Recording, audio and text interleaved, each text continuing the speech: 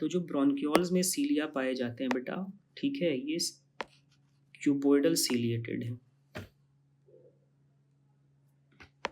ये cuboidal ciliated है, cuboidal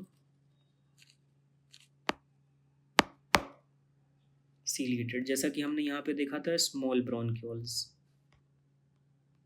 यहाँ पे हमने देखा था स्मॉल ब्रोंक्यूल्स, ये क्यूबोइडल सीलिएटेड है। और जो फेलोपियन ट्यूब है बेटा, that is kinociliated, this is kinociliated columnar, ठीक है। फेलोपियन ट्यूब को भी हमने यहाँ पे देखा था कि काइनोसीलिएटेड कॉलुमनार एपिथेलियम, यहाँ पे हमने काइनोसीलिएटेड कॉलुमनार एपिथेलियम की बात की है और इसका एग्जांपल फेलोपियन ट्यूब है। तो एनसीईआरटी ने एक एग्जांपल यहाँ से ले लिया है और एनसीईआरटी ने एक एग्जांपल यहाँ से ले लिया है, और इन दोनों एग्जांपल को क्लब करके सिर्फ सिंपली इतना लिख दिया है कि इन दोनों लोकेशन में, मतलब एक ब्रोंक्यूल्स और एक फेलोपियन ट्यूब, इन दोनों लोकेशंस में जो है वो सीलिएटेड एपिथेलियम पाए जाते हैं। तो सीलिएटेड एपिथेलियम अगर नीट में कहीं पे भी क्वेश्चन पूछे तो आंख बंद करके वहाँ हम ब्रोंक्यूल्स एंड फेलोपियन ट्यूब पे टिक लगाएंगे। ये डायरेक्ट क्वेश्चन है और ये अक्सर नीट में पूछा जाता है। तो अब हम लोग बात करते हैं हमारे नेक्स्ट टिश्यू टाइप की, and our next tissue type is glandular epithelium. Heading बना लेते हैं हम लोग, ग्लैंड्यूलर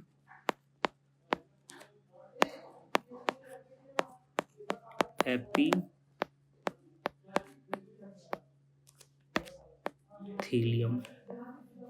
ठीक है। तो ग्लैंड्स का बेसिकली काम होता है किसी चीज़ को अपने बाहर सिक्रीट करना। तो ग्लैंड्स अपने बाहर तभी तो सिक्रीट कर पाएंगी जब उनके अंदर कुछ हो, और उनके अंदर कुछ है इसका मतलब उनके अंदर वॉल्यूम को होल्ड करने की कैपेसिटी है। तो हमने क्या सीखा था कि जो वॉल्यूमिनस सेल्स हैं जिसके अंदर इंटरनल वॉल्यूम होता है वो क्यूबोइडल और कोलुमनार होते हैं, और स्क्वामस एपिथेलियम के अंदर तो इंटरनल वॉल्यूम बहुत कम है, बिल्कुल ना के बराबर है। इसीलिए अगर वहाँ पे न्यूक्लियस भी आता है तो सेल्स बाहर की तरफ बल्ज आउट कर जाती हैं। तो अगर ग्लैंडुलर एपिथेलियम है तो हमें यहाँ पे ये समझना है कि ग्लैंडुलर एपिथेलियम के सेल्स कभी भी स्क्वामस नहीं होंगे। स्क्वामस इसलिए नहीं होंगे क्योंकि स्क्वामस के अंदर तो अपना इंटरनल वॉल्यूम है ही नहीं। जिसके पास खुद अपना इंटरनल वॉल्यूम नहीं है वो बाहर क्या किसी चीज़ को सिक्रीट करेगा। तो अगला क्वेश्चन राइज होता है कि इंटरनल वॉल्यूम कहाँ पे है। तो इंटरनल वॉल्यूम जो है वो या तो क्यूबोइडल एपिथेलियम के पास है या फिर कोलुमनार एपिथेलियम के पास है। तो क्यूबोइडल एपिथेलियम ही या फिर कोलुमनार एपिथेलियम ही मॉडिफाई होकर के ग्लैंडुलर एपिथेलियम बनाती हैं। ये कभी भी स्क्वामस एपिथेलियम का मॉडिफिकेशन नहीं होगा। तो आइए इस बात को हम लोग लिखते हैं, glandular epithelium is modification of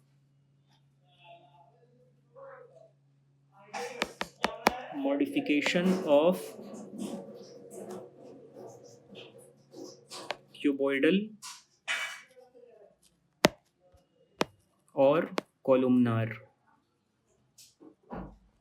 but अगला पॉइंट बना लेते हैं इसको, never be squamous, never B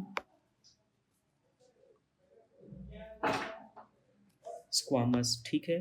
and these are exclusively specialized for secretion, specialized for secretion, ठीक है। अब ग्लैंडुलर एपिथेलियम की को टाइपिफिकेशन करने का, ग्लैंड्स को टाइप अलग अलग पार्ट में डिवाइड करने का बहुत सारा क्राइटेरिया होता है। तो इसके टाइप्स की बात करेंगे तो हम लोग अलग अलग बेसिस पे, अलग अलग क्राइटेरिया के बेसिस पे करेंगे। तो पहला इनको जो टाइपिफिकेशन अलग अलग पार्ट्स में डिवाइड करने की बात है, पहला बेसिस जो इनको डिवाइड करने का है that is on the basis of cell number. मतलब ये ग्लैंड्स जो हैं वो कितने सेल्स के बने हुए हैं। हो सकता है ये एक सेल के बने हों तो हम इन्हें यूनिसेल्युलर ग्लैंड्स कहेंगे, या फिर ऐसा भी हो सकता है ये बहुत सारे सेल्स के आपस में मिलने से बने हों तो हम इन्हें मल्टी सेल्युलर ग्लैंड्स कहेंगे, ठीक है। पहला टाइप जो है इनका दैट इज यूनिसेल्युलर ग्लैंड्स, और इनका जो दूसरा टाइप है दैट इज मल्टी सेल्युलर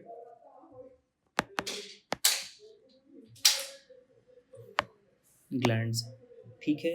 अगर यूनिसेल्युलर ग्लैंड की हम लोग बात करें, इसके एग्जाम्पल की बात करें, तो अभी हमने देखा था कि जो यूनिसेल्युलर ग्लैंड्स हैं, ठीक है, जो गॉबलेट सेल्स हैं, वो एक सेल का बना हुआ है। तो पहला तो एग्जाम्पल इसका गॉबलेट सेल ही हो जाएगा, गॉबलेट सेल्स। और ये गॉबलेट सेल्स कहाँ प्रेजेंट रहते हैं? ये हमारे एलिमेंट्री कनाल में प्रेजेंट रहते हैं, जो कि लगातार म्यूकस को सिक्रीट करते हैं। So goblet cells of alimentary canal, elementary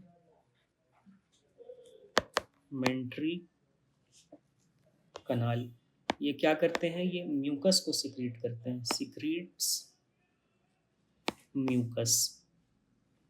इसीलिए इन सेल को हम लोग म्यूकोसाइट्स भी बोलते हैं, म्यूकोसाइट्स, जहाँ पे म्यूको का मतलब बिल्कुल साफ है, म्यूकस, और साइट्स का मतलब है सेल्स। मतलब ये एक ऐसी सेल्स हैं जो कि म्यूकस को सिक्रीट्स कर रही हैं, मतलब ये म्यूकस सिक्रेटिंग सेल्स हैं। इनका जो दूसरा एग्जाम्पल है बेटा, that is Paneth cells of small intestine. Small intestine में पैनेथ सेल्स होती हैं, ये इनका नेक्स्ट एग्जाम्पल है। अब ये पैनेथ सेल्स जो हैं, ये हमारे स्मॉल इंटेस्टाइन में प्रेजेंट होती हैं, they are present in our small intestine. और इनका फंक्शन क्या है कि ये लाइसोजाइम को सिक्रीट करती हैं, दे सिक्रीट्स लाइसोजाइम। तो यहाँ तक हमने बात कर ली यूनिसेल्युलर ग्लैंड्स की। अब हम बात करेंगे मल्टीसेल्युलर ग्लैंड्स की। मल्टीसेल्युलर ग्लैंड्स भी जो हैं, ये दो टाइप्स की होती हैं। एक होता है सिंपल ग्लैंड्स, और इनकी दूसरी टाइप होती है कंपाउंड ग्लैंड्स, कंपाउंड ग्लैंड्स। तो सिंपल ग्लैंड्स कहने का मतलब है कि इनका जो डक्ट होता है वो अनब्रांच्ड होता है। इनमें एक ही सिक्रेटरी यूनिट होता है, सपोज ये इसका एक सिक्रेटरी यूनिट है, और इसमें एक ही डक्ट रहेगा जो कि अनब्रांच्ड होगा, ठीक है। लेकिन इसमें क्या होंगे? बहुत सारे सिक्रेटिंग यूनिट्स होंगे। सपोज ये क्या है? ये बहुत सारी सिक्रेटिंग यूनिट्स हैं, ठीक है, और हर सिक्रेटिंग यूनिट्स का कॉरिस्पॉन्डिंग डक्ट होगा। तो इनके जो डक्ट्स हैं वो ब्रांच्ड होंगे, ठीक है। अब इसी पॉइंट्स को हम लोग एक एक करके लिखते हैं। तो जो सिंपल ग्लैंड्स थे, इनके डक्ट्स क्या थे? ये अनब्रांच्ड थे, अनब्रांच्ड डक्ट। और जो कंपाउंड ग्लैंड्स हैं, इनमें ब्रांच्ड डक्ट्स प्रेजेंट हैं, ब्रांच्ड डक्ट्स। अब इनमें क्या है? एक सिंगल सिक्रेटरी यूनिट है, सिंगल सिक्रेटरी यूनिट। अब यहाँ पे जितने ब्रांचेस हैं, उन सारे ब्रांचेस के कॉरेस्पॉन्डिंग सिक्रेटरी यूनिट्स होंगे, corresponding, they have got corresponding secretory units, so they have got corresponding secretory units। अब हम इनके एग्जाम्पल की बात करते हैं। अगर इनके एग्जाम्पल की बात करें तो इनका जो एग्जाम्पल है वो है स्वेट ग्लैंड, स्वेट ग्लैंड। इसी तरह से ये गैस्ट्रिक ग्लैंड में भी पाए जाते हैं, गैस्ट्रिक ग्लैंड भी इनका एग्जाम्पल है। और हम लोग कंपाउंड ग्लैंड की बात करें तो जो इनके एग्जाम्पल्स हैं,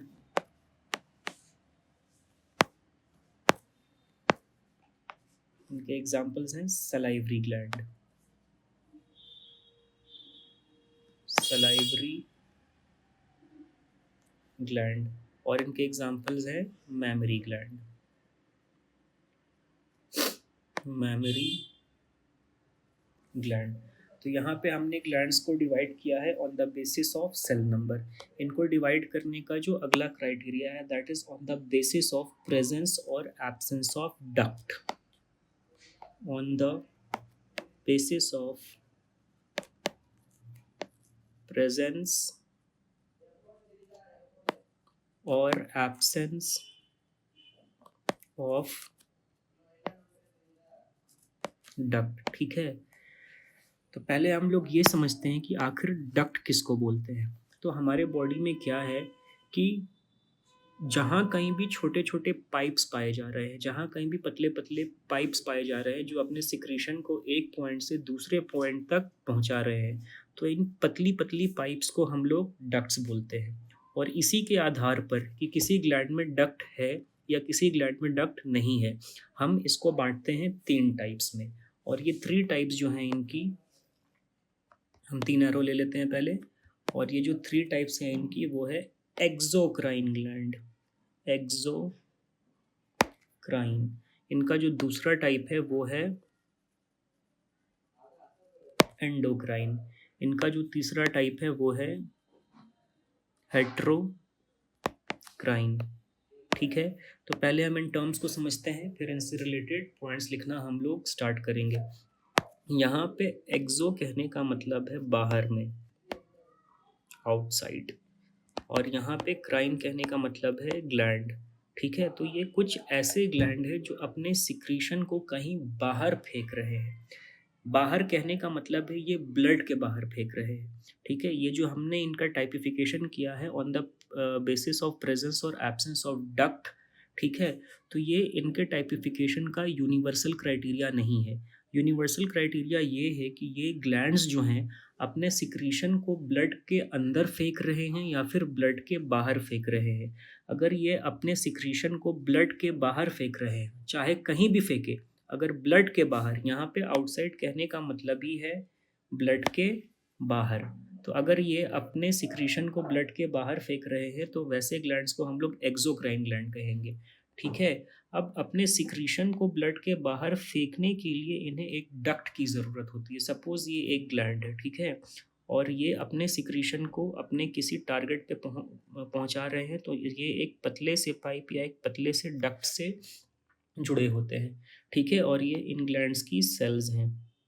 ठीक है, तो इनके जो सेल्स जो कुछ भी सिक्रीट करेंगे वो इसके अंदर सिक्रीट करेंगे। सपोज ये इस ग्लैंड का सिक्रीशन है और ये अपने सिक्रीशन को इस पाइप के थ्रू किसी टारगेट ऑर्गन या किसी टारगेट लोकेशन पे या किसी टारगेट साइट पे अपने सिक्रीशन को पहुंचा देंगे। तो यहाँ पे एक्सो कहने का मतलब ये है कि ये इन पाइप्स के थ्रू अपने सिक्रीशन को ब्लड के बाहर फेंक रहे हैं। ठीक है, इसी तरह अगर हम यहाँ एंडो की बात करें तो एंडो कहने का मतलब है इनसाइड और क्राइन कहने का मतलब है ग्लैंड। तो ये ऐसे ग्लैंड है जो अपने सिक्रीशन को ब्लड में ही फेंक रहे हैं, ब्लड के बाहर नहीं फेंक रहे हैं, बल्कि ये अपने सिक्रीशन को ब्लड में ही फेंक रहे हैं। और ये अपने सिक्रीशन को ब्लड में फेंकने के लिए कुछ इस तरह के मैकेनिज्म को फॉलो करते हैं। सपोज ये एक एंडोक्राइन ग्लैंड है, ठीक है, और ये जो है इन एंडोक्राइन ग्लैंड्स की सेल्स हैं। ठीक है, अब ये एंडोक्राइन ग्लैंड्स जो हैं ये चारों तरफ से ब्लड वेसल से पॉपुलेटेड रहते हैं। They are densely and highly populated with blood vessels. ये सब क्या हैं? ये इनकी ब्लड वेसल्स हैं। ठीक है, ये इनकी ब्लड वेसल्स हैं। अब ये ग्लैंड्स, ठीक है, इस एंडोक्राइन ग्लैंड्स की जो सेल्स हैं, ये सेल्स हैं, ये जो कुछ भी बनाती हैं ये अपने सिक्रीशन को डायरेक्टली ब्लड के अंदर डाल देती हैं। ये अपने सिक्रीशन को डायरेक्टली ब्लड में पोर कर देते हैं। और क्योंकि ये हाईली डेंसली पॉपुलेटेड रहते हैं ब्लड वेसल्स से, ठीक है, इनके सिक्रीशन डायरेक्टली चारों तरफ के ब्लड वेसल्स में डिफ्यूज़ हो जाते हैं। इन्हें अपने सिक्रीशन को ब्लड में डालने के लिए या ब्लड में फेंकने के लिए किसी पाइप की ज़रूरत नहीं होती है, इसीलिए इनमें डक्ट प्रेजेंट नहीं होता है। ठीक है, तो यहाँ पे डक्ट का प्रेजेंस होना या ड्रग का एब्सेंट होना इस बात पे डिपेंड करता है कि ग्लैंड अपने सिक्रीशन को ब्लड में फेंक रहे हैं या ब्लड के बाहर फेंक रहे हैं। ठीक है, तो जो यूनिवर्सल बात है वो यही है कि ब्लड के अंदर फेंक रहे हैं या ब्लड के बाहर फेंक रहे हैं। अगर ब्लड के बाहर फेंक रहे हैं किसी टारगेट साइट पे, तो उस टारगेट साइट पे पहुंचाने के लिए एक डक्ट की ज़रूरत होती है।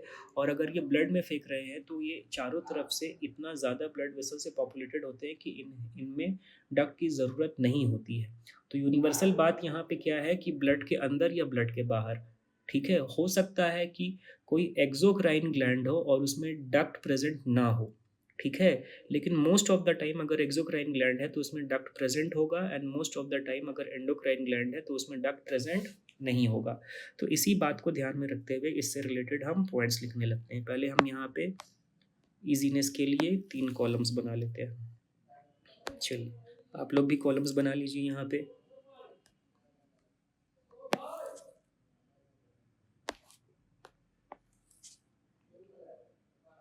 ठीक है, अब इनसे रिलेटेड पॉइंट्स को लिखना हम लोग स्टार्ट करते हैं। तो जो एक्सोक्राइन ग्लैंड है इनमें हमने क्या देखा, duct present, duct present.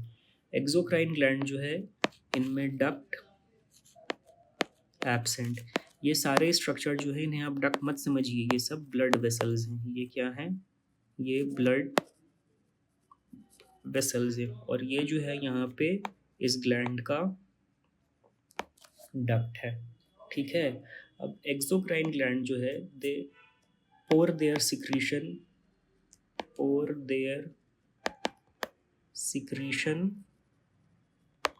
Outside blood, outside blood to any target site. और जो एंडोक्राइन ग्लैंड्स हैं they directly pour their secretion, pour there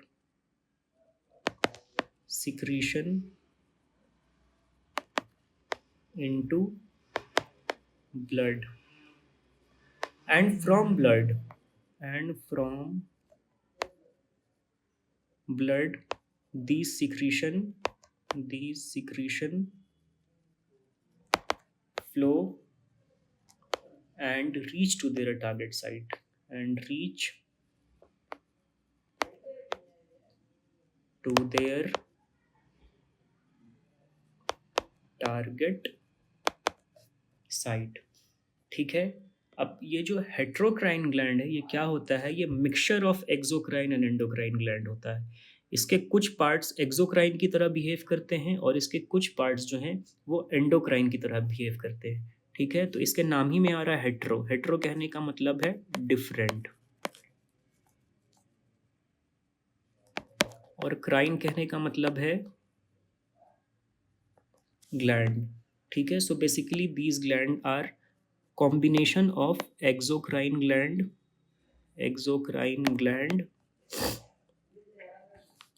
plus endocrine gland। ठीक है, अब एक एक करके हम इनके एग्जाम्पल्स को देखते हैं। तो जो एक्सोक्राइन ग्लैंड है इनका एग्जाम्पल है salivary gland, mammary gland,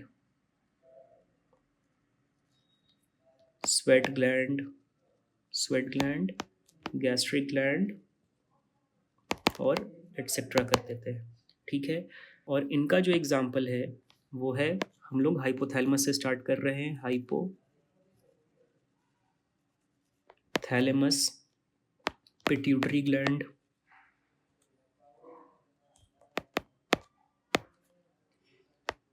pineal gland, thyroid gland.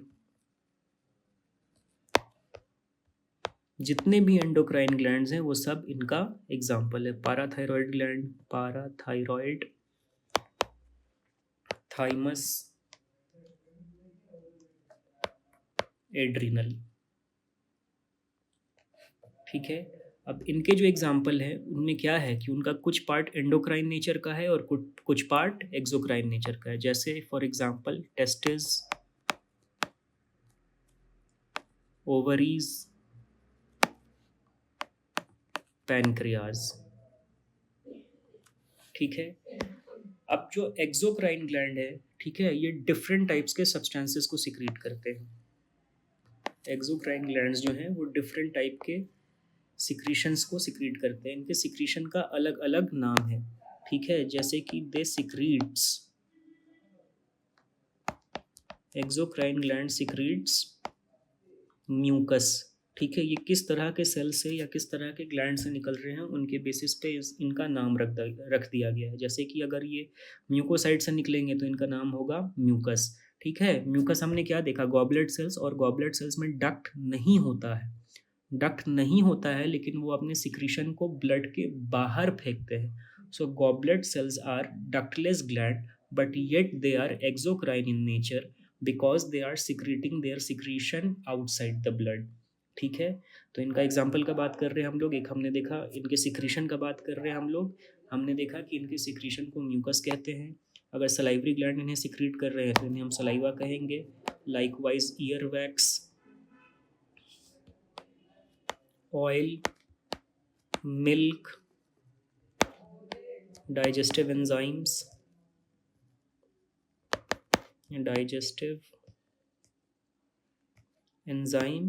and other cell products कर देते हैं, other cell products। और जो एंडोक्राइन ग्लैंड होते हैं इनके सिक्रीशन को हम लोग हॉर्मोन्स कहते हैं। सो दे सिक्रीट्स हॉर्मोन्स। ठीक है, अब हेट्रोक्राइन ग्लैंड क्या सिक्रीट करते हैं, ये जब हम लोग टेस्टिस, ओवरीज, पैनक्रियास पढ़ेंगे तो वहाँ इसको डिटेल में कर लेंगे, यहाँ हमें अभी इनके सिक्रीशन को जानने की ज़रूरत नहीं है। अब इनको डिवाइड करने का जो अगला क्राइटेरिया है that is on the basis of mode of secretion, ये किस तरह से अपने सिक्रीशन को बाहर फेंक रहे हैं। So the next criteria for typification of glands is on the basis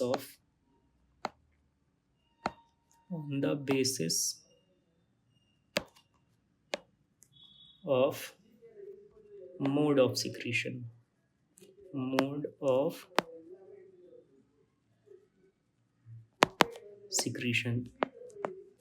और इस बेसिस पे अगेन जो ग्लैंड्स हैं वो 3 टाइप्स के होते हैं। इनका जो फर्स्ट टाइप है that is holocrine gland, holocrine,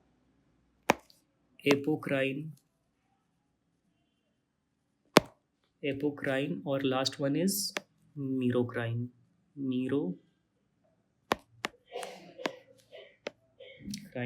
ठीक है, यहाँ पे भी हम सिंप्लीफाई करने के लिए कॉलम बना लेते हैं ताकि हमें पढ़ने में इजी रहे।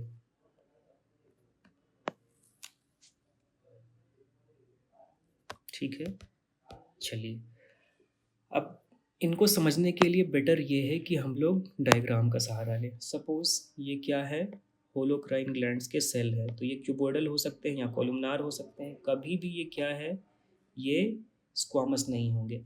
तो यहाँ पे इस वर्ड को समझिए आप, होलो कहने का मतलब है कि होल, पूरा का पूरा, मतलब यहाँ पे पूरा का पूरा सेल जो है वो कैसा बिहेव कर रहा है, क्राइन की तरह बिहेव कर रहा है। यहाँ पे होलो का मतलब है पूरा, मतलब पूरा का पूरा सेल जो है वो एक ग्लैंड की तरह बिहेव कर रहा है। तो यहाँ पे जो डायग्राम हम बना रहे हैं, ये डायग्राम यहाँ से लेकर के यहाँ तक जितना भी स्ट्रक्चर हम बनाएंगे अभी, वो एक सेल को ही रिप्रेजेंट कर रहा है। वो एक सेल के अंदर क्या क्या प्रोसेस हो रहे हैं वो पूरा यहाँ से लेकर के यहाँ तक रिप्रेजेंट किया हुआ है।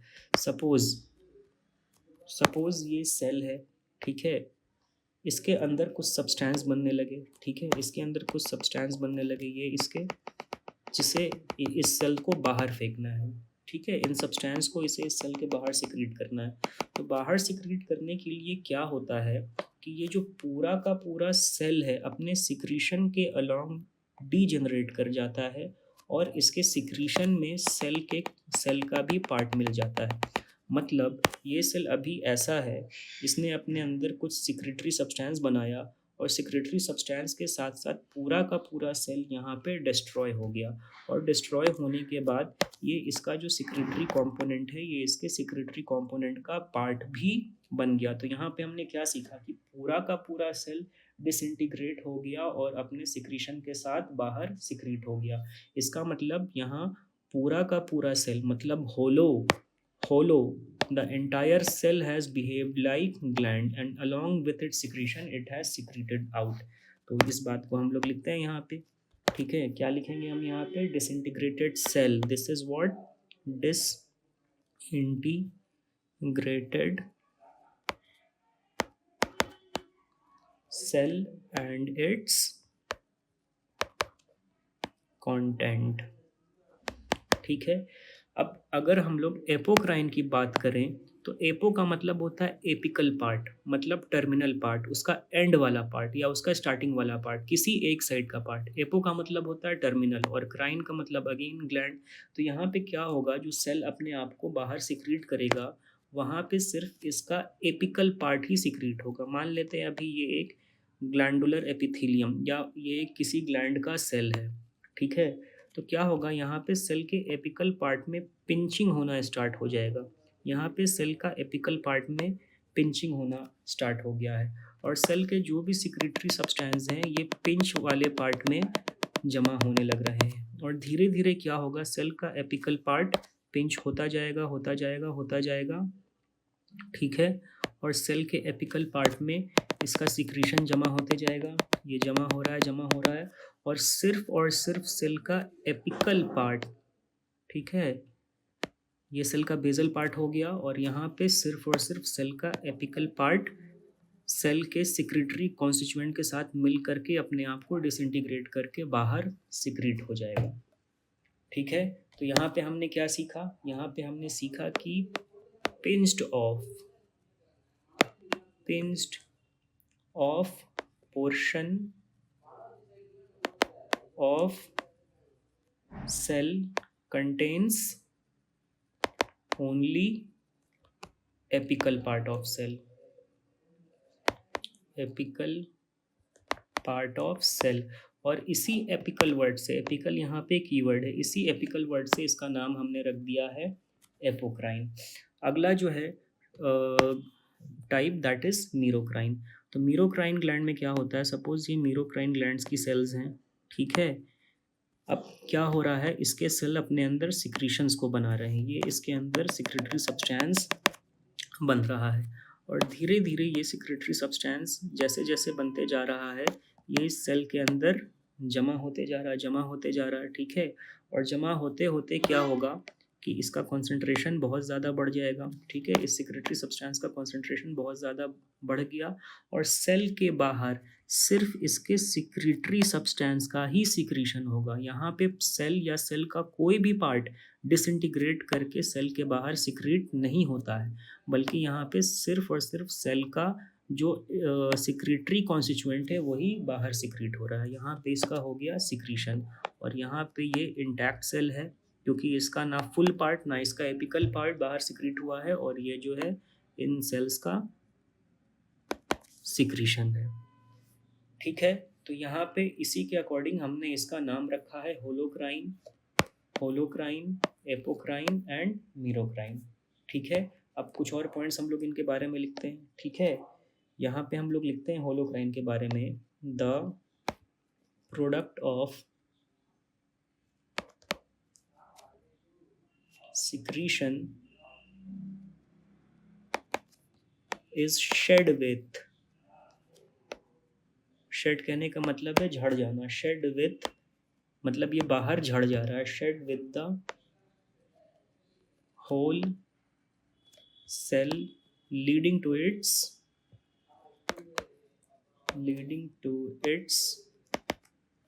destruction,